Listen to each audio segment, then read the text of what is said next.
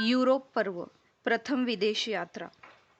इसके पहले अध्याय में मैंने चर्चा की है कि किस परिस्थिति में मुझे बर्लिन सेक्टर जाना पड़ा था। केंद्रीय कार्यालय सचिव आचार्य प्रणवानंद अवधूत ने दमदम हवाई अड्डा में ले जाकर मुझे प्रथम विदेश नियुक्ति पर यूरोप जाने के लिए विदा किया था। मैं रशियन एयरलाइन के एरोफ्लॉट से पूर्व जर्मनी के स्नोफील्ड हवाई अड्डा पर उतरकर स्थानीय रेलगाड़ी पकड़कर बर्लिन की दीवार को पार करके पश्चिमी जर्मन के बर्लिन शहर में पहुंचा, जहां आनंद मार्ग का सेक्टोरियल कार्यालय स्थित है। मेरे साथ एक अन्य दादा आचार्य केशेश्वरानंद अवधूत भी थे। हम दोनों ही अवधूत परिधान पहने हुए थे।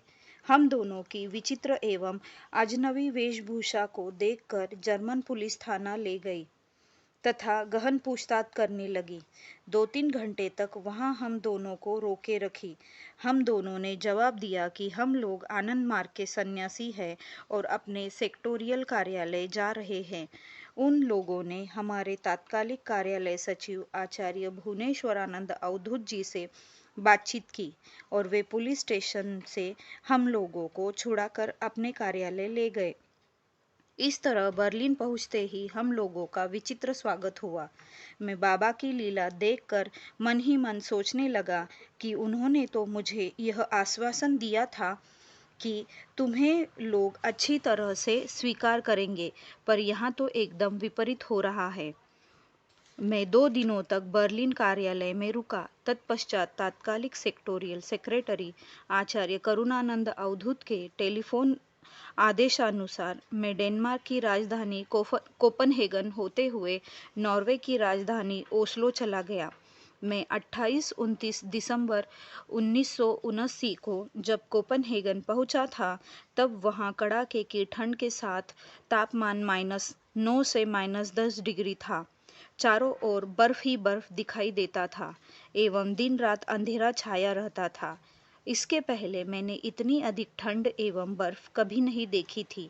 मैं यहाँ का वातावरण एवं ठंड देखकर घबरा गया।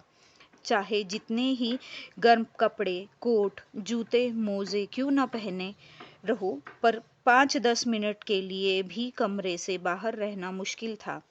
ऐसा लगता था कि समूचा शरीर ही ठंड से गल जाएगा।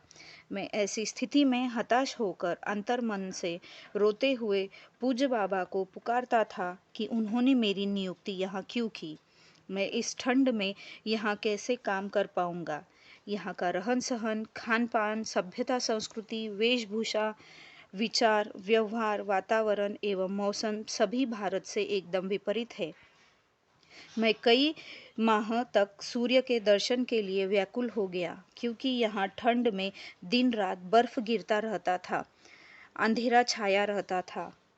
कोपनहेगन में प्राउटिस्ट यूनिवर्सल का भूमंडलीय मुख्यालय है। उस समय वहाँ पर आचार्य साधनानंद अवधूत कार्यालय सचिव के रूप में कार्यरत थे।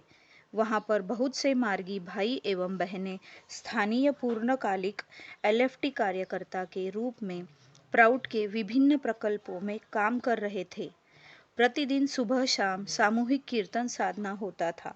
वे लोग मुझे उत्साहित करते रहते थे कि घबराए नहीं, थोड़े दिनों में ही आप सब कुछ के साथ सामंजस्य कर लेंगे। मुझे उन लोगों के प्रोत्साहन से थोड़ी सांत्वना मिलती थी। आचार्य करुणानंद अवधूत के सामंजस्य से मुझे वहाँ ज्योति नाम की एक मार्गी बहन से मिलने का अवसर मिला। परिचय होने के बाद वे मुझसे बड़ी बहन के समान बहुत प्यार करने लगी। वह मुझे यहाँ के लोगों के मनोविज्ञान, विचार, व्यवहार, रहन सहन आदि की अच्छी जानकारी देती रहती थी तथा साथ ही साथ प्रेरित करती थी कि घबराने की कोई बात नहीं है। जब बाबा ने आपको यहाँ भेजा है तो वे आपसे अवश्य काम लेंगे। मैं धीरे धीरे यहाँ की जलवायु के अनुकूल अपने को ढालने लगा। मुझ में ठंड को बर्दाश्त करने की क्षमता धीरे धीरे बढ़ने लगी तथा मुझे वहाँ का वातावरण इत्यादि स्वाभाविक लगने लगा। यहाँ कुछ दिन रहकर मैं नॉर्वे की राजधानी ओस्लो चला गया, जहाँ मुझे सेक्टोरियल सेक्रेटरी के आदेशानुसार अपना मुख्यालय बनाकर कार्य करना था। ओस्लो में कोपनहेगन से अधिक ठंड थी। उस समय वहाँ का तापमान -15 से -20 डिग्री था। मैं इस ठंड से परेशान होने लगा, पर कोपनहेगन का अभ्यास यहाँ बहुत काम आया।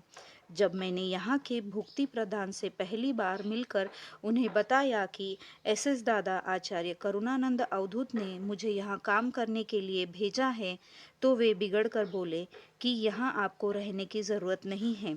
यहाँ आपकी देखभाल कौन करेगा? कृपया आप जर्मनी चले जाएं। यह सुनकर ही मैं हक्का बक्का हो गया। जैसे काटो तो खून ही न हो। मेरे पास उस समय एक भी पैसा नहीं था। मुझे बर्लिन कार्यालय से कुछ भी नहीं मिला था। मेरा हाथ बिल्कुल खाली था। मैं अंतर्मन से बाबा को पुकार कर रोने लगा तथा उन्हें उल्हाना देते हुए बोला कि यही मेरा स्वागत हो रहा है। आपकी बड़ी अद्भुत लीला है। अब बोलो, मैं कहाँ जाऊँ? भारतवर्ष के मार्गी लोग सन्यासी दादा लोगों को ऐसा कभी नहीं बोल सकते। यहाँ तो भोजन भी उनके फ्रिज एवं रसोई घर से लेकर खाना पड़ता था, जो मुझे बहुत अटपटा एवं अस्वाभाविक लगता था, पर यह वहाँ के लिए बहुत स्वाभाविक था। मैं कल्पना भी नहीं कर सकता था कि कोई सन्यासी बिना दिए हुए फ्रिज या रसोई घर से भोज्य वस्तुएं निकाल कर खाए। मुझे एक कमरे में बैठकर चिंता करते हुए उदास देखकर वासुदेव जी नाम के एक मार्गी मेरे कमरे में आए तथा मुझे प्यार से सांत्वना देते हुए बोले, आप मेरे साथ चले, आपकी सारी व्यवस्था हो जाएगी। अब आपको घबराने की एवं चिंता करने की कोई ज़रूरत नहीं है। इस तरह परम पूज्य बाबा ने वादानुसार मेरी मदद की। वे अपनी कार में बिठाकर मुझे एक मार्गी परिवार में ले गए। उन लोगों के नाम रवि एवं शशि थे।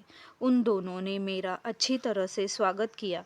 मैं उनके घर में 2-3 दिन आराम से रहा तथा उन लोगों से बाबा एवं संस्था के बारे में बातचीत करता रहा। इससे वे दोनों बड़े उत्साहित एवं प्रेरित हुए तथा मुझे अपने साथ कार से अनेक शहरों में प्रचार के लिए ले गए। उन लोगों की सभी शहरों में अच्छी जान पहचान थी। उन्होंने बहुत से नए पुराने मार्गियों से जान पहचान करवाया तथा सभी स्थानों पर मेरे लिए बैठकें आयोजित कराई। कंसवर्ग, क्रिस्टियनसांड, फ्रेडरिक्सस्टैड, बर्गिन, टोनधाम इत्यादि महत्वपूर्ण शहरों में बहुत से लोग दीक्षित हुए तथा बहुत स्थानों पर धर्मचक्र शुरू हो गया। मैं अत्यंत प्रसन्न हो गया कि आखिर पूज्य बाबा ने मुझसे काम लेना शुरू कर दिया। मैं उस मार्गी परिवार का बहुत ऋणी हूँ जिसने मुझे सर्वप्रथम सहारा देकर मेरा हौसला बढ़ाया था। मेरे मन में यह अभिमान था कि मैं एक वरिष्ठ कार्यकर्ता हूँ, इसलिए अच्छी तरह से काम कर सकूँगा। लेकिन पूज्य बाबा ने मेरे इस घमंड को छिन्न विछिन्न कर दिया। जब मैंने उन्हें आत्मसमर्पण करके दोनों हाथों को उठाकर सहारा के लिए पुकारा, तो उनकी कृपा दृष्टि होने लगी। मैं उनकी कृपा से अभिभूत हो गया। वे दर्पहारी है। पहले वे गर्व का नाश करते हैं, तब कृपा करते हैं, और इस तरह गर्व का नाश करना भी उनकी कृपा ही है। ठीक वही हुआ जो वे बोले थे कि मार्गी तुम्हें बहुत प्यार करेंगे, अच्छी तरह से स्वागत सत्कार करेंगे। सभी जगह मार्गी लोग मुझे प्यार करने लगे। इससे संस्था का प्रचार प्रसार बढ़ने लगा।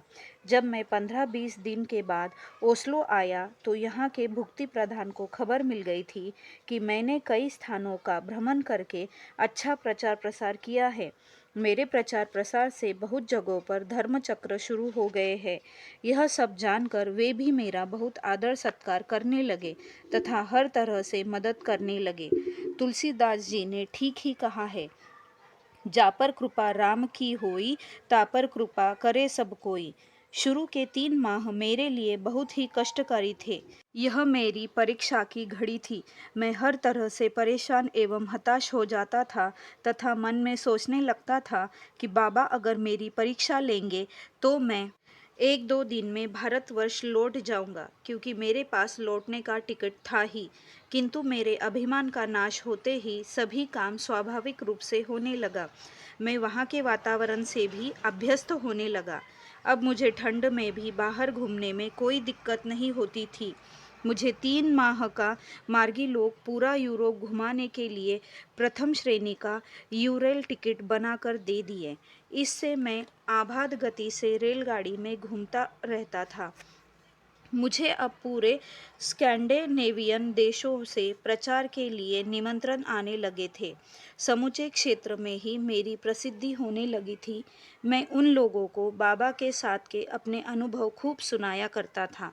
इससे वे लोग बाबा के मिशन के लिए काम करने एवं साधना करने को प्रेरित हो जाते थे। इस तरह 6 माह मज़े से बीत गए। तत्पश्चात मैं सेक्टोरियल आरडीएस में भाग लेने जर्मनी गया। वहाँ पहली बार सभी कार्यकर्ताओं, दादा दीदी से जान पहचान हुई। सभी से मिलकर बहुत अच्छा लगा।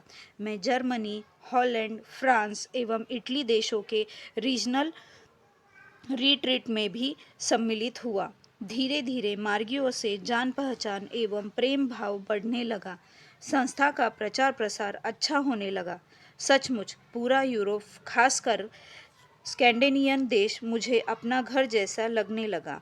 मिशन के काम करने में प्रतिदिन आनंद आने लगा। पग पग पर बाबा कृपा की अनुभूति होने लगी। मैं एक बार बर्गिन में प्रचार के लिए गया था। वहाँ मुझे एक मार्गी बहन नीति से मुलाकात हुई। उन्होंने मुझे लैपलैंड में प्रचार करने के लिए आमंत्रित किया। वह मूलतः ही वही की रहने वाली थी तथा बर्गिन में पढ़ती थी एवं आंशिक रूप से काम भी करती थी। लैपलैंड आर्कटिक क्षेत्र में पड़ता है। यह उत्तरी ध्रुव का क्षेत्र है। नॉर्वे, स्वीडन, फिनलैंड का उत्तरी सुदूर छोर ही मिलकर लैपलैंड क्षेत्र है। वह क्षेत्र 8-9 माह बर्फ से ढका रहता है। वहाँ 6 माह की रात और 6 माह का दिन होता है। मैंने यह सब भूगोल में पढ़ा था। वे बोली कि 12 बजे रात में भी वहाँ अर्धरात्रि सूर्य को चमकते हुए देख सकते हैं। उनके कहने से मेरी अर्धरात्रि सूर्य को देखने की इच्छा भी बढ़ गई।